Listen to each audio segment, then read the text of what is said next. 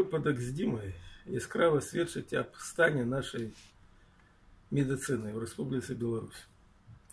Я чудовно пам'ятаю часи, коли можна було ганоритися тим, як працюють наші лікарі. Але те, що сьогодні ми бачимо те, що, по-перше, з медицини зробили комерційну структуру, яка поховала здобутки советских часов, дармовую медицину. Ну і, відповідно, низькі заробки для лікарів створили дві такі проблеми. З одного боку, лікарі кинулись менавіта заробляти гроші у приватної структури.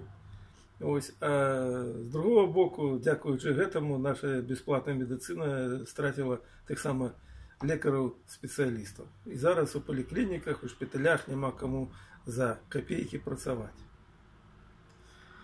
Я можу одно сказати, що я так само, як кожен інший білорус, стикнувся з цією проблемою.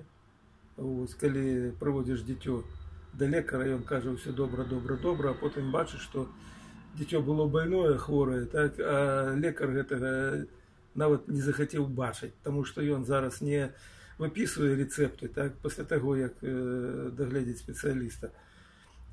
А триває некі паперки з некого блокнотика, так, де все вже надруковано, то він працює як дилер для некої фармакологічної компанії. І зараз об тим, що у нас хтось когось лежить, вельми тяжко розважати.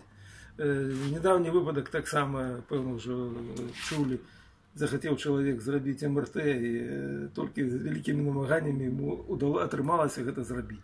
Заплати гроші, і то чекає довгий час у черзі. З такою медициною ми далеко не заїдемо. І нічого дивного, що сьогодні постало питання, що цю медицинську структуру, яка трендить на весь світ, що вони дбають про здоров'я громадян, так, треба брати під контроль громадськості, створити ніяких так само коло людей, які розбираються в медицині і будуть контролювати діяльність нашої системи охорони здоров'я.